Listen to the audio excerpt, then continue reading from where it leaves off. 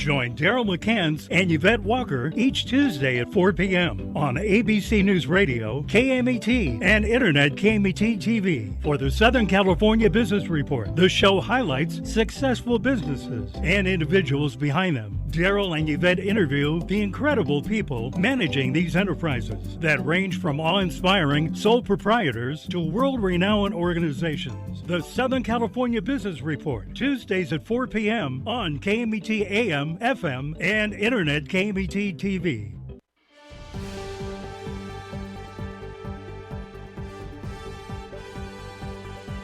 Welcome to KMET 1490 AM ABC News Radio and the Southern California Business Report, a show dedicated to highlighting successful Southern California businesses and the people behind them, with Daryl McCants and Yvette Walker. And now, here's Daryl and Yvette. Thank you for joining the Southern California Business Report on ABC News and Talks KMET 1490 AM, 98.1 FM, and KMET TV with Yvette Walker and myself, Daryl McCants. We are live blasting our signal from the center of Southern California.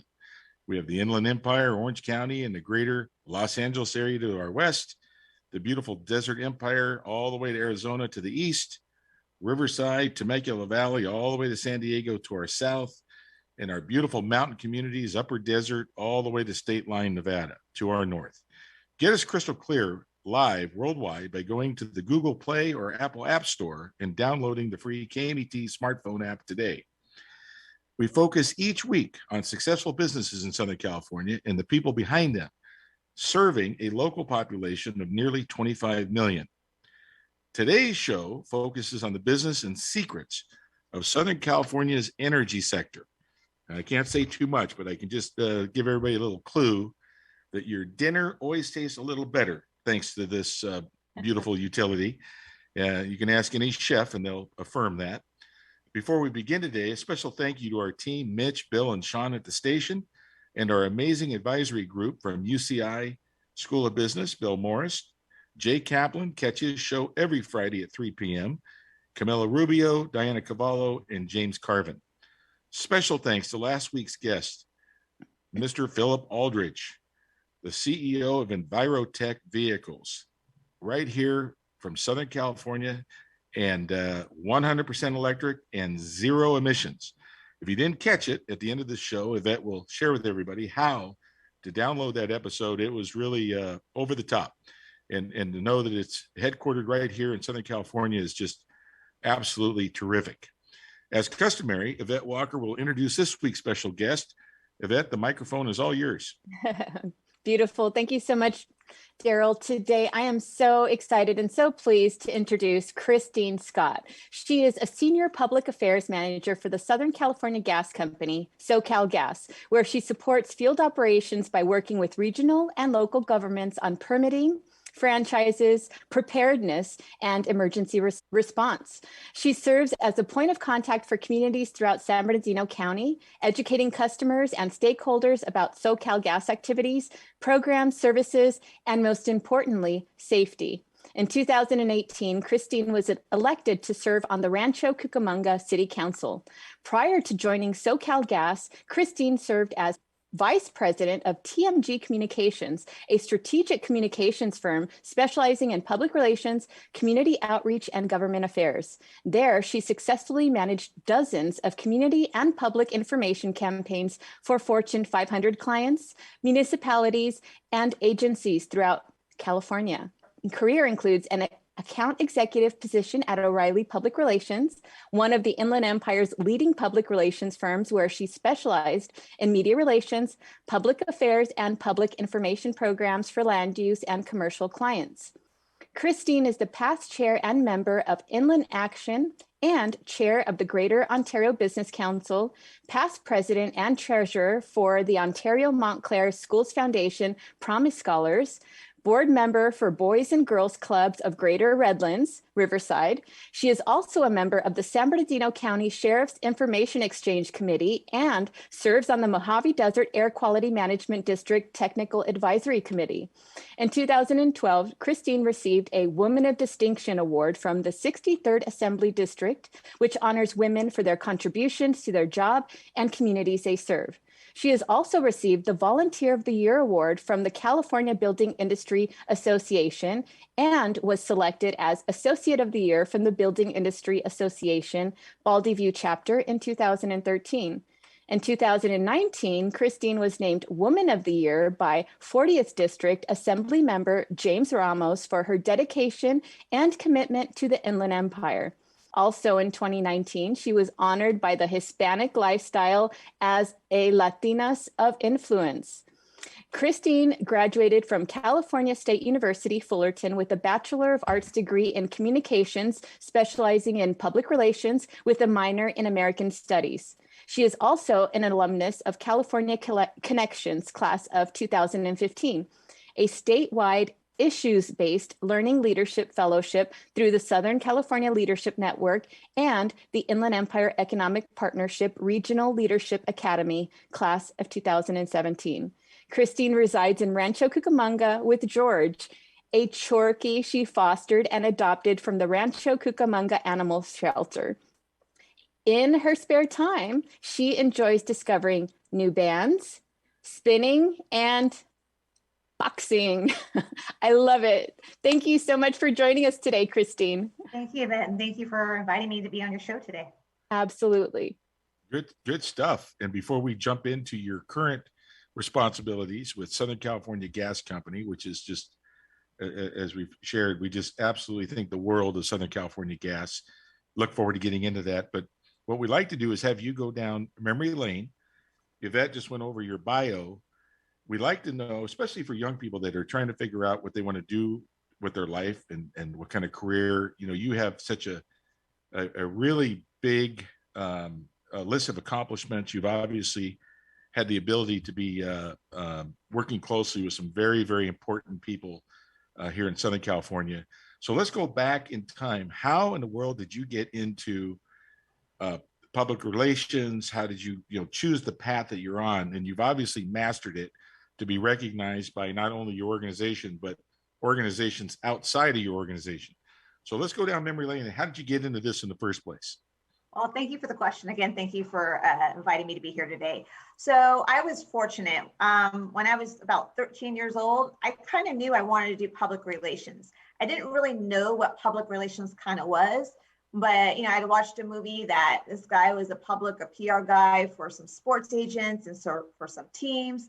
And I thought, well, that was kind of cool. I kind of can probably do that. And so the more I looked into it, the more I thought, well, public relations could be for me. I really thought maybe a journalist, a reporter for a newspaper, but I also thought, how do reporters get their information? A lot of times they get it from PR people trying to pitch a project or a product to them. So when I was looking to go to college, I wanted to be PR. And I wanted to find the best school for that kind of field. And at that time, and this is 40 something years ago, and I think it's still one of the top, but Cal State Fullerton was one of the top in the nation for communications. Go Titans, right? So I went there, and I should say, though, I grew up in the Inland Empire. I grew up in the city of Moreno Valley, just when it became the city of Moreno Valley Incorporated.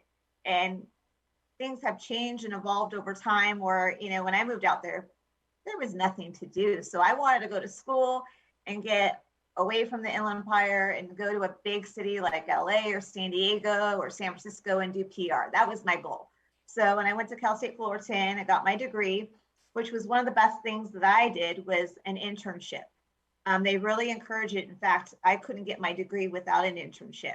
So during the summertime, I would do some internships out in the Inland Empire because I would come home on the weekends. And I got my first PR internship with the Susan G. Komen Foundation. It was the first race that they did in the city of Temecula.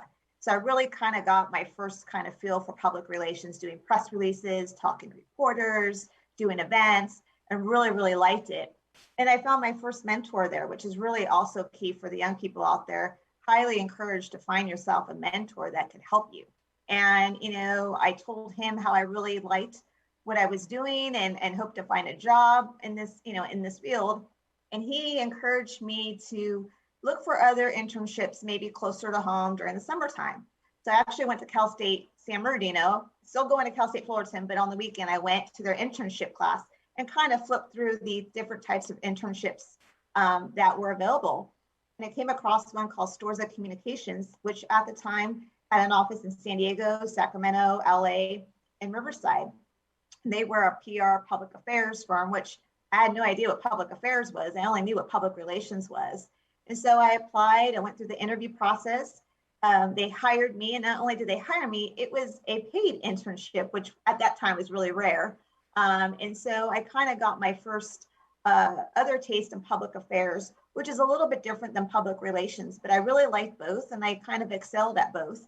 And they also kind of threw in political campaigns, which I did a little bit of. And so I really liked it. I was, not to toot my own horn, but actually pretty good at it. And when I graduated from college, I had a job off the start. So, you know, as much as I wanted to look for other cities, I thought, hey, can't be bad having a job right out of college. And then my goal was to eventually transfer to maybe the LA office or the San Diego office or Sacramento. But a couple of years down the road, the manager of that facility purchased it, and so kept just that location and became O'Reilly PR. So I did a couple of years in there, and then I went to TMG and became a vice president in public relations, public affairs, doing a lot of work for real estate developers, a lot of land use developments. I take pride, as much as I didn't want to live in the Inland Empire, being part of the growth, being part of getting the American dreams for folks, helping them get the land entitled for their homes, or that shopping center, I helped get that entitlement. I really took pride in that. And, you know, I am probably one of the biggest advocates for the Inland Empire. Done a little bit of energy projects. That one at State Line, those big mirrors that you see, I like to call that one my baby. I worked on that one, getting that entitled. So I've had my little fingerprint on a lot of different developments all through Southern California, especially the Inland Empire. And so I came to the gas company as, you know, another key thing for young folks is network. You never know who you're going to meet at a lunch or an event. And I met this guy that ends up turning to be my boss now, who kept saying, you know, you're everywhere. I like your attitude. We have an opening. I would encourage you to apply. And, you know, this is at the time when the real estate market and development was going down. And so I saw, you know, I thought, well, maybe I diversify and try it. And sure enough, I got it. And I've been at the gas company for 12 years now, which I will say, I am a gas company kid. My father worked for the company, not in my department, but he had already a long time ago told me you should work for a utility. They're good, dependable jobs.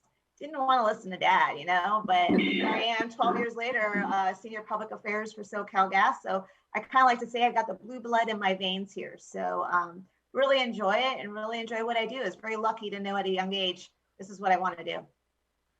Fantastic.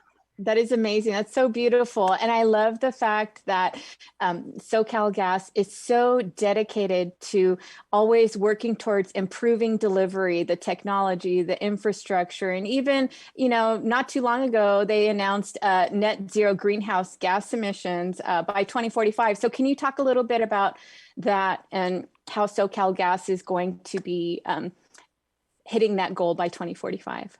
Yeah, thank you so much. So SoCalGas really believes that every Californian deserves a clean, affordable, and a resilient energy future. So we're working to achieve that future through innovation, collaboration, and decarbonization. So as you mentioned, in March of this year, which seems so long ago, we announced our mission and something we called Aspire 2045, which is our bold sustainability strategy, which is fundamental as our commitment to achieve net zero greenhouse gas emissions in our operations and delivery of energy by 2045. So this commitment makes SoCalGas the largest gas distribution utility in North America to set a net zero target, which includes scopes 1, 2, 3 of the greenhouse gas emissions, which would not eliminate only its own direct emissions, but also those generated by customers' energy delivered by SoCalGas infrastructure. So put it another way, it means that not only the cars we use, the buildings we own, and the pipelines we operate will make this transition, but it also means that the fuel we deliver to our customers will be net zero emissions by 2045. So we're really excited about it, this announcement. We're really committed. We know it's an ambitious goal, but I think some of the things I can highlight today will show you that we're on track to make that.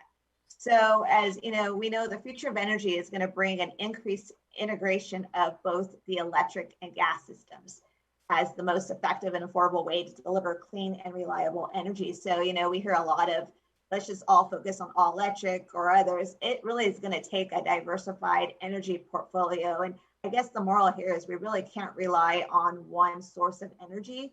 It's going to take a diversified portfolio. Let's talk about the stakeholders that are going to help you get to that net zero emissions by 2045, because it takes a village, right? Yeah, I mean, our path to net zero will not be linear, nor will it be achieved by SoCalGas alone. This is why we have developed partnerships with cutting edge industry leaders and academics to develop transformative and pragmatic solutions to significantly reduce emissions from transportation, buildings, and hard decarbonized industries. So we believe that, you know, the geography, infrastructure, and key stakeholders make Southern California an ideal epicenter for advancing efforts that will have a lasting impact regionally, nationally, and even globally. So as the largest natural gas distribution company, especially in California and the nation, I think it's important for us to lead, recognizing that cooperation among utilities, policymakers, businesses, and the communities we serve is going to be essential to successfully decarbonize the energy system of the future. You've already given us one secret, that you are going to be the largest. Say that again, just because that was really amazing. The number one in North America, the first to announce that they're going for that zero emissions objective by 2045. Yes, we will hopefully be. We're going to be the largest. We're already the largest natural gas distribution utility in North America, so we already have that title. Okay. And that started back in the 1900s when we formed as a company, and other previous owners bought out different companies. So we're already the largest, but we're really proud of the fact that we're going to be the largest gas utility to go net zero, because it can be scary, and we're really excited about. Again, it's an ambitious goal, but we feel confident that we're going to do it. We've already had a little bit, innovation in we're talking about technologies, and the innovation and rapid development of new technologies is going to be vital to our success. And that innovation falls, in our opinion, in three categories. You have decarbonization, diversification, and digitalization. Sorry, it's a tongue twister there. But, SoCalGas already has some success. So with decarbonizing with the largest gas energy efficiency program in the nation, digitalizing as an early adopter of best practices with advanced leak detection and repair, which we're going through cities and taking care of that, and diversifying energy choice by transporting clean, renewable natural gas for the mobility sector, the buses, the ports, all that. So that translates to over 3.2 million metric tons of CO2 emissions, equivalent to the emissions reduced from removing more than 700,000 passenger vehicles from the road for an entire year. So that's stuff that we're already doing. So I think the net zero, again, it's an ambitious goal, but I think we're on our way. Well, what's funny is normally Yvette and I will go from the past to the present to the future. We got so excited about Southern California gas, we just jumped right to 2045. So for the listeners, and you've given us already some little secrets, but describe for those who really don't know, and you've already started it, how big Southern California gas is. So kind of go down the history a little bit with that, bring us right to current, because it's so impressive and nobody knows it better than you. And then we'll promise we'll get back in line. Past, then we'll go present. Sure. And I can't wait to jump down some of these, because I'm seeing these buses go by and they're on natural gas. It's like, go gas company. It's just really exciting. It is exciting times in our company, but we, as I mentioned earlier, we've been around for 150 years. So we're one of the oldest companies around. So our roots trace back to 1867, when it was called the Los Angeles Gas Co. And at that time, they installed 43 manufactured gas lamps in downtown LA. And at the time, natural gas was still unknown, and the company sold manufactured gas that was made initially from asphaltum. I believe that's how you pronounce it, which is like a tar-like substance, later from oil. And so the gas lighting business was enjoying modest success until some guy named Thomas Edison introduced his new electric light in 1879. So To offset the declining lighting revenues, the company began aggressively promoting stoves and heaters. So at that time, there was another company called Pacific Lighting, which is kind of a predecessor of SoCalGas. They were interested in expanding its gas business, and they were up in San Francisco, and they bought several small gas manufacturing and distribution companies back in like 1889, which included the Los Angeles Gas Co. and two other Los Angeles-based gas and electric firms. So by the early 20th century, natural gas, which is odorless and colorless, was found in association with oil underground and was starting to gain attention. A huge field of natural gas was discovered near Taft, California in the early 1900s. And since natural gas is twice the heating value of manufactured gas, the Pacific Lighting took the bold step to convert its system to natural gas and build pipelines throughout the state, which is the pipelines you see right now. Although they've been upgraded since then, that's where it comes through. So back like in the 1929, Pacific Lighting acquired other natural gas companies in the state, including our company, and founded Southern California Gas, which made us at that time, back in 1929, the largest in the country. So that was going through back then. And then natural gas was soon found throughout the U.S. and demand for the fuel was rapidly growing. So to meet customer needs, SoCalGas began storing natural gas in large holding tanks in the 1920s. And eventually we founded underground storage, which we have about 5 right now throughout our service territory. So the demand for natural gas continued to grow before and after World War II. And then, of course, by the end of the 1950s, 90% of all cooking ranges and 90% of water heaters and home heating systems in SoCal were fueled by natural gas. So it was always between 1950 and 1965, saw a natural gas business in SoCal grew more than it had in the prior 83 years. So it was really booming.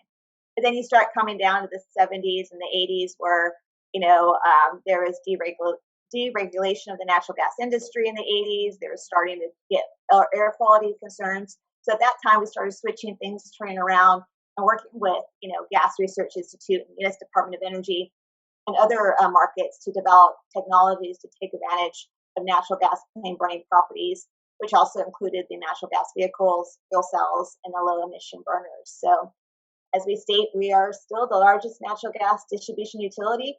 We have about 21 million consumers through nearly about 5.9 million meters and serve more than 500 communities.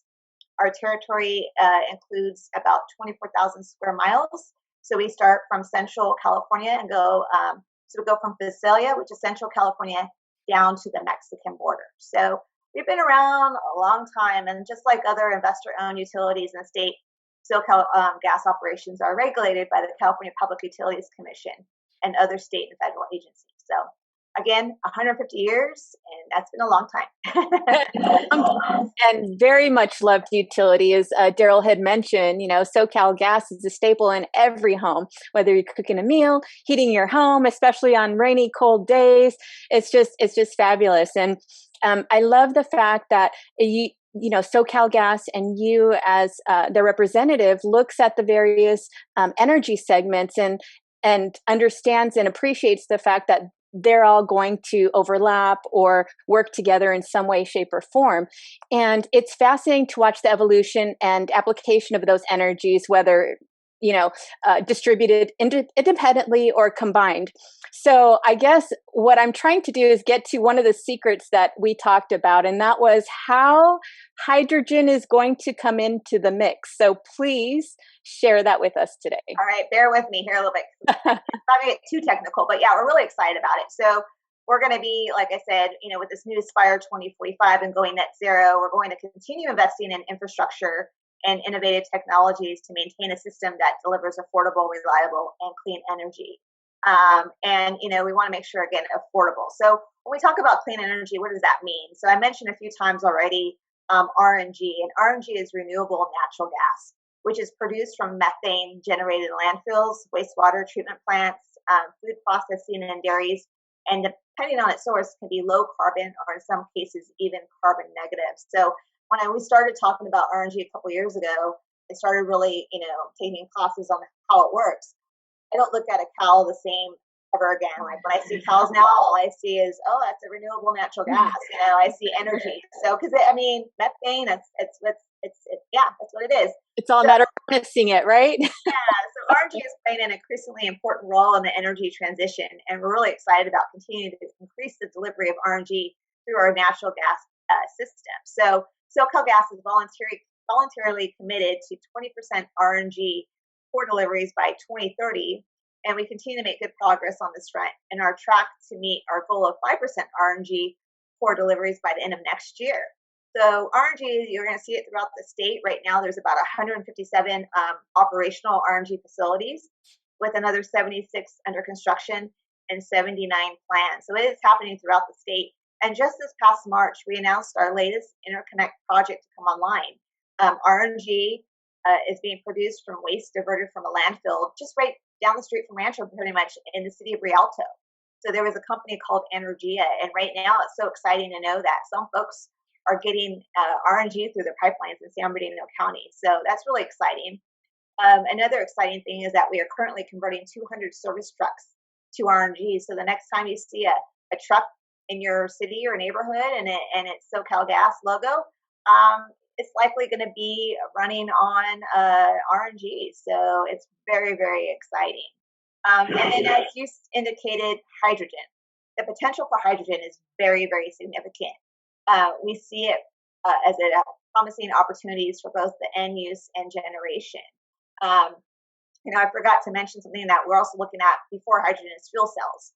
So last year we began powering 2 facilities, one in Pico Rivera, one in Monterey Park, with solid oxide fuel cells. So these fuel cells can use natural gas, renewable natural gas, or hydrogen to produce electricity. So they will intake natural gas and oxygen, and through an electrochemical reaction, produce electricity without any combustion.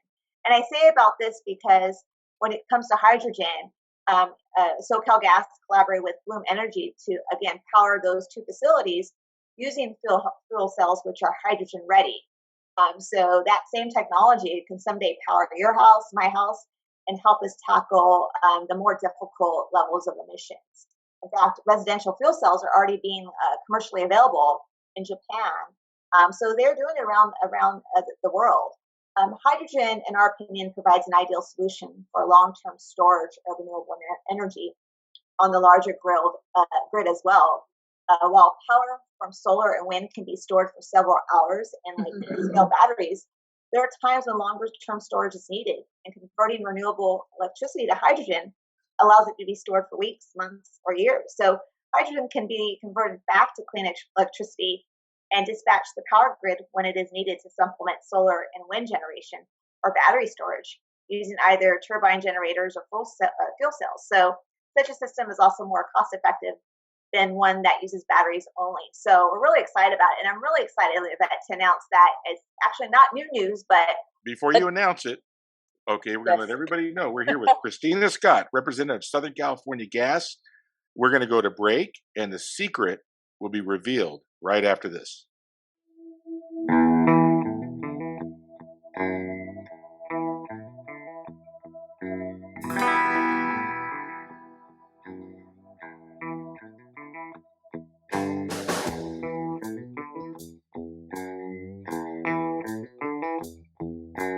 City of Hope is driven to making a difference in the lives of people with cancer and diabetes.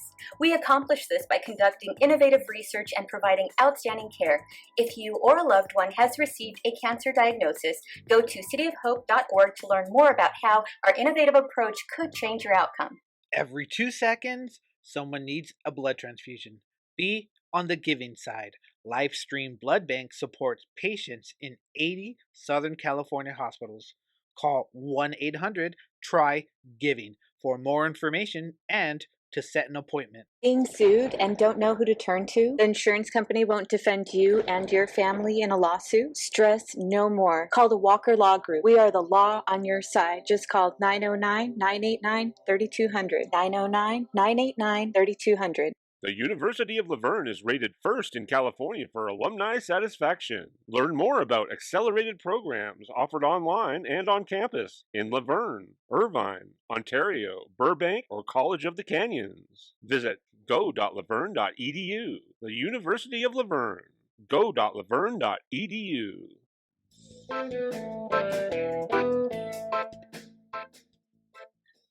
Welcome back, and thank you for joining the Southern California Business Report. We're here with Kristine Scott, Southern California Gas. She is getting us up to speed on the gas company. And Yvette Walker and myself, we're beside ourselves because the gas company is such an amazing company with an amazing reputation. And we know one of the secrets over there, they have Kristine Scott representing them. And she's letting us know the history. She's let us give us a little peek about what they're aiming for towards 2045. That's what I call planning, Yeah, 2045. That's before you know it. Before you know it. Yeah. I remember when we believed we'd never hit the year 2000. Now look, here we are, 2021. So right before, you were about to give us a little bit more insight on hydrogen and some things that are happening. And then you have some other secrets to share with the listeners. So the microphone is all yours. Well, thank you. No, what I was going to say is that, just this past summer, we announced our H2 hydrogen home, which is going to be in the city of Downey. And it'll be the next generation of the hydrogen technology. So once completed, the H2 hydrogen home project will be one of the first of its kind in the U.S. And it's designed to include a home, solar panels, a home battery, an electrolyzer to convert solar energy into clean hydrogen, and a fuel cell to convert that hydrogen back to electricity. So the hydrogen will also be blended with natural gas for use in the home's appliances. So the hydrogen home is expected to be complete by late 2021, which is this year. So we're very, very excited about that. Nice. And RNG, tell us what that acronym stands for. Renewable natural gas. Perfect. That's and I have breaking news for you too. Go right ahead. You're on a roll. Just earlier today, SoCalGas released a new analysis that examines the complexity of reaching California's carbon neutral goal by 2045. And we did this analysis built on existing climate models used in studies commissioned by state agencies and other works that were verified by scientists. So basically, it showed the study that first, electric and gas systems, people think we compete with one another. We're not competitors. In fact, for those that don't know, here's a little secret. Edison is one of our largest customers. So, you can't have electric without gas. So electric and gas systems aren't competitors. Instead, they're going to complement each other's strengths. So electrification combined with zero emission fuels and carbon management will deliver the most affordable, resilient, and technology proven path to full carbon neutrality. So we're really excited about that. And second, by leveraging existing natural gas infrastructure to deliver clean fuels such as hydrogen and RNG, California can reach 100% net zero goals more affordably, more equitably, and with less risk of power disruptions, customer conversion barriers, and technology limitations. So we're really excited about that. Folks can go to SoCalGas for more information on what we're doing for our net zero greenhouse gas emissions and what we plan on doing by 2045. I mean, as I said, as the nation's largest gas utility, we're setting ambitious goals so we can lead the energy transition. So it's exciting stuff. Yeah, it's great seeing what you're doing right now. Every time I see the bus go by with that natural gas, Southern California gas, these are right now in place, renewable gas initiatives. So, phenomenal. Let's talk about heating and conservation, right? Because that's how I use our natural gas the most, SoCalGas, is to heat my home, especially when it's rainy, like yesterday was rainy and cold. So can you give us some tips? How and what can we do to use natural gas in the most effective way? And please talk about safety in our home for our listeners and our viewers. What are some, tips? We've discussed some which were absolutely brilliant. Please share that with our viewers and listeners today. Absolutely. So as we all know, yesterday it was cold. By the end of the week, it probably won't be. But, people are using their heaters. I know I've had mine all day yesterday on. But, really, you're going to start seeing, the heat. You're going to use your heater more. So your price of the bill is going to go a little bit increasing. But to save on heating costs, there's a couple of tips. So we want to let customers know to keep your heating system turned up to operate at maximum efficiency.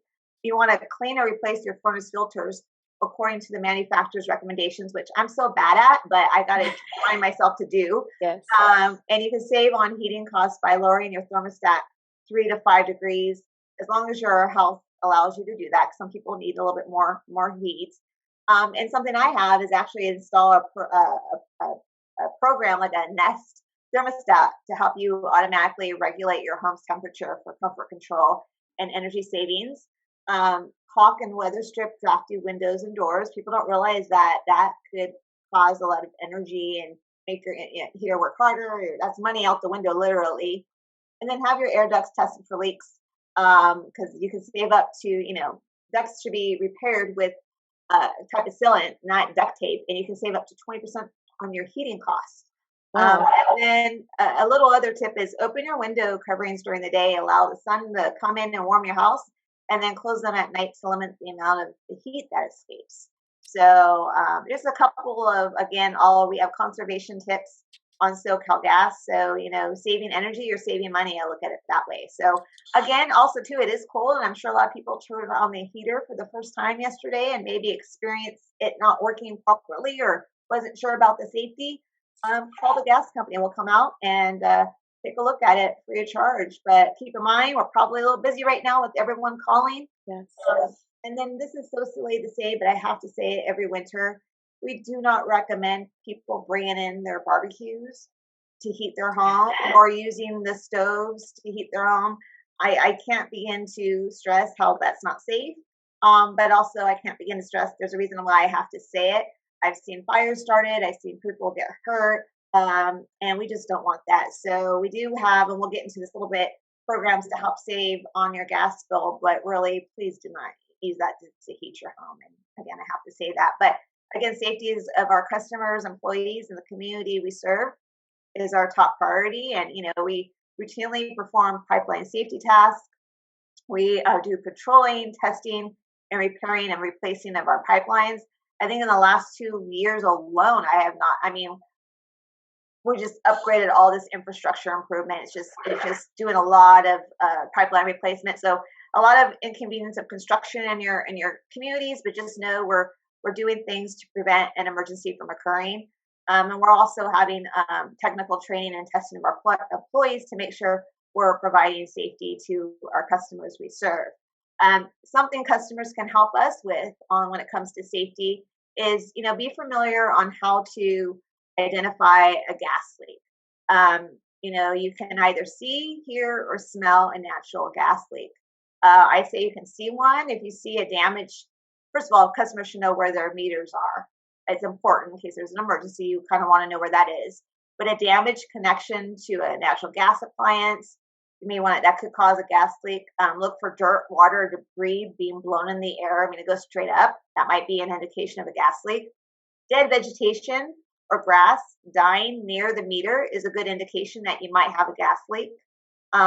So that's something to look for. When we say listen, you might sound like a little hissing sound or a whistling or a roaring. That may be an indication, near a gas line or a meter. That might be an indication that you have a gas leak.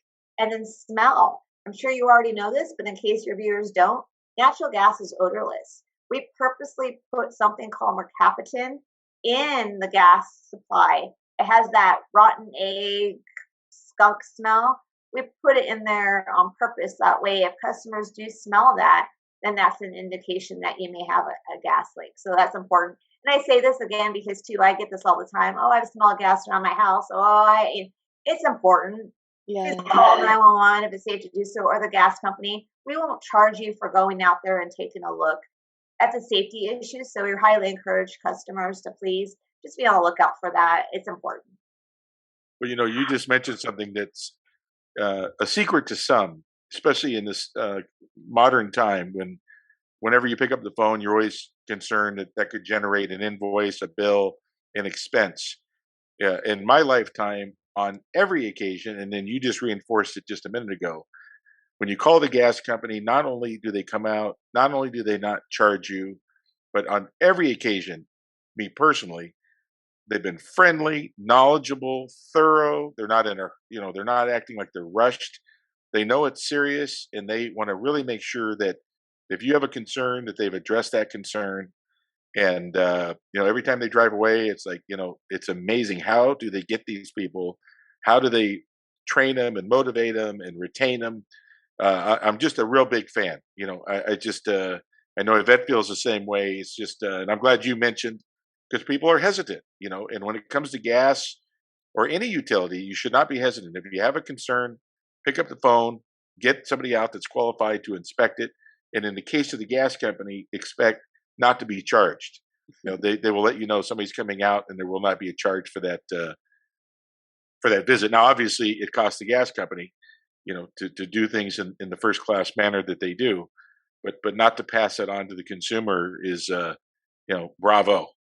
Well, thank you for that. And I thank you for, we take customer service. Our motto is glad to be of service. And we're taking more precautions, obviously, with COVID, making sure we're being protective and safe. But you just reminded me of something that's been happening a lot especially with people working from home now. And this happens with seniors, unfortunately, senior citizens, is that you have people that are being false about being a utility worker. So we caution customers that if someone comes to your door and says they're from the gas company and you're not sure, first of all, we typically wear a uniform. Sometimes we have contractors, but a contractor will wear a vest.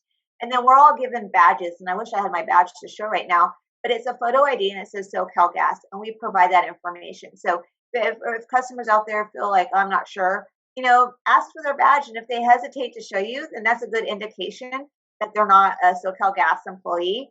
And also just know that the gas company will never call you and ask for your credit card information or go door to door to ask for your payment. So if someone does do that, it's a very good chance that they're not an actual employee of SoCalGas.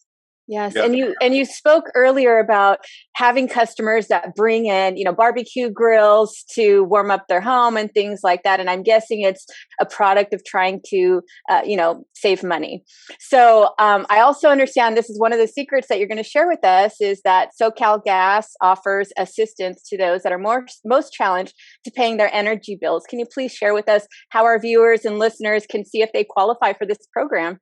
Absolutely. So that's it's a secret that shouldn't be secret. I mean, we do offer, just like other utilities, customer assistance programs. We have several of them, but I also remind customers too that if they've fallen on hard times, we're not shutting anyone off right now due to non-payment. But in the past, for customers having hard times, I mean, it's typically your lowest gas bill, but there are times people have a hard time making ends meet. Call us before it gets too late, because we will work with you. We will make a payment plan. If you can only give a few dollars this time and next time, we want to work with you, because the last thing we want to do is have to turn you off for non-payment. So we're willing to work with you is what I want to say. But we do have a California alternate rates for energy, which is CARE. It's a 20% bill discount available for eligible income qualified customers through the CARE program. So there's two ways to qualify. One is through household annual income, or if someone that resides with the person that pays the bill. It doesn't have to be the person that pays the bill, but if someone lives with them, we have a special program. So if you go to SoCalGas.com, or you can call our 800 number, we have that information. That's a good 20%. People don't realize that. Take advantage of it. If you qualify, take it.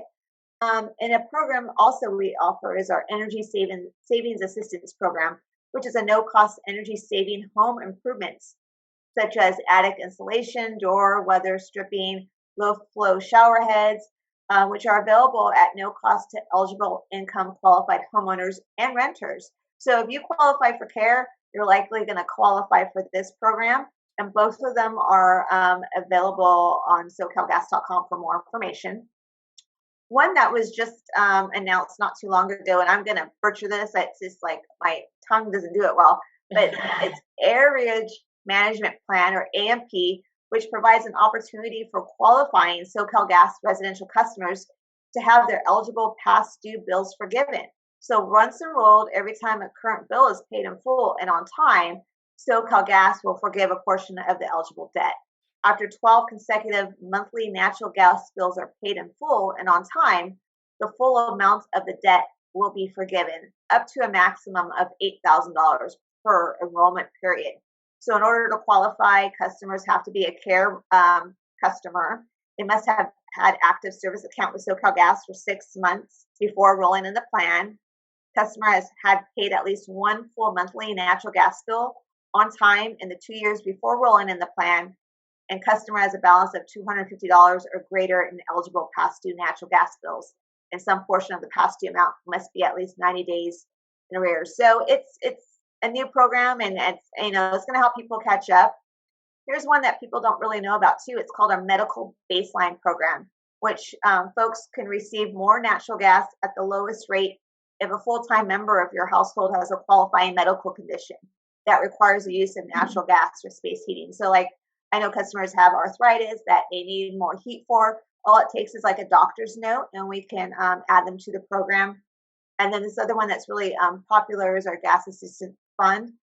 It's a one-time bill assistance, which may be available for income qualified customers during the winter months. So, and those programs, we actually work with United Way to make sure that customers are familiar with that particular program, because I believe it's a one-time payment of up to $100 for customers to help with their gas bills, which does come in handy.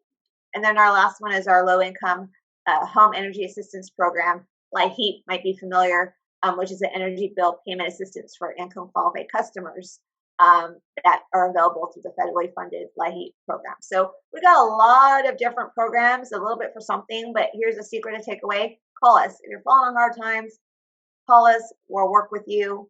We're friendly. We're eager to help you get through tough times.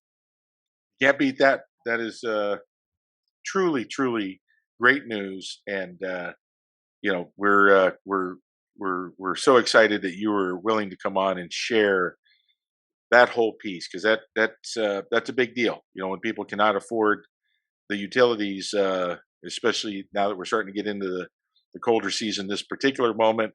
But as you said, natural gas now is year round, especially for guys like me that like to eat.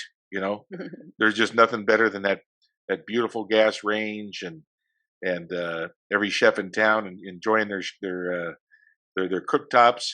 Anything new with and Yvette mentioned it, turning on the heaters, the whole subject of low knock in the more energy efficient heating units that are in the residential structures in particular. Have you heard much on that topic? Well, obviously we're working with our developers. We want to make sure, and there's laws and standards now that they have to be, energy efficient as possible. So we have a great partnership with actually the building industry, working with them, because we also want to make sure that it's affordable, because obviously cost of housing could be so high. We don't want to add something that could be even more. So, there's tankless water heaters and other products. In fact, you just reminded me, we have rebates too. So that we offer in SoCalGas for tankless water heaters and other products that customers want to look at. So they're doing the most energy efficient products in those new homes right now that are better than ever right now. It's wonderful to see an energy provider like SoCalGas go above and beyond through these assistant programs for, paying the bills, rebates, all of these amazing things. But on top of that, SoCalGas has always gone above and beyond through community philanthropic efforts. So please talk about how you support the communities you serve, and also talk about the recent recognition you received. Yeah, well, thank you. So, at SoCalGas, our commitment is to provide customers with safe, reliable service, but it goes beyond natural gas. We're also dedicated to improving the quality of life in the communities we serve. So we give our energy, time, financial support, and focus our efforts in areas where we can make a difference. So just last year, we donated more than $9 million to nonprofit organizations throughout our service area to improve the quality of life in the communities we serve. So together, the Sempra family of companies, including our sister utility, SCG&E down in San Diego, and the Sempra Energy Foundation, we stepped up with a total of $39 million to those in need in 2020. So we want to do everything we can to support our community, especially during last year where a lot of folks were at the most vulnerable. So just out of that money, we donated more than $3.5 million to nonprofit organizations in our service area to support the region's workforce, feed the hungry, and provide bill assistance to customers most impacted by the pandemic. And so our efforts aim to help those in our community who may have been laid off, and individuals and families facing food insecurity during that time. So we also increased our funding for the Gas Assistance Fund, which I just spoke to you about, which helps people, as you know, pay and need to pay their utility bills.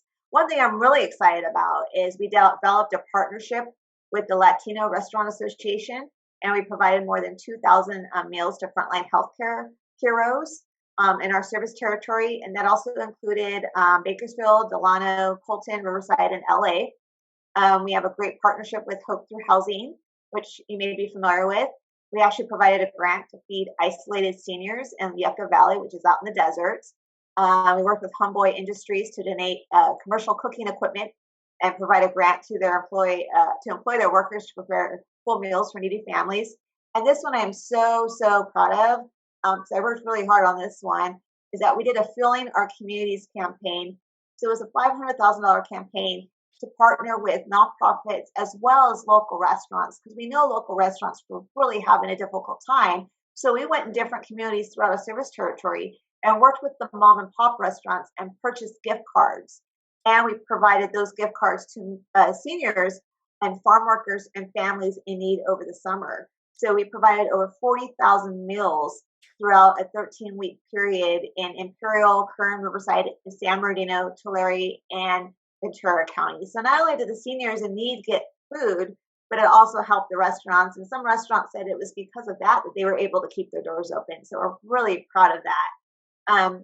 Our other areas of giving include emergency preparedness and safety, protecting and preserving the environment. We do a lot of cleanups. We just did one in Riverside. We plant trees. We have an environmental grant right now that we sent out to a lot of our nonprofits. We promote STEM and education, and we really support our active military, veterans, and homeless. We're committed to hiring and retaining military veterans, veterans with disabilities, and active military, and we provide resources and career guidance so when they return to work after duty. So, and we're also proud to partner with organizations dedicated to ending homelessness in our communities. And so with all that, we did get some accolades. So last year we got the Hope Through Housing Foundations. We were the Corporation of the Year. So that was big news for us. We really appreciate that recognition. This June, that hydrogen home that I told you about was recently named one of the Fast Company's world-changing ideas in North America. And this award honors products, concepts, companies, policies, and designs that are pursuing, they're pursuing innovation for the good of society and planet. So we're really excited about that one. And then just this week alone, SoCalGas received the 2021 NGB Achievement Award. And then yesterday we picked up an award from the Mojave Desert ATMD for all the work that we're doing up in the high desert with making sure that we're doing good stuff for the environment. So a lot of awards, a lot of stuff going on. We're very excited about it. You are a great representative of Southern California Gas. We hope to have you back on.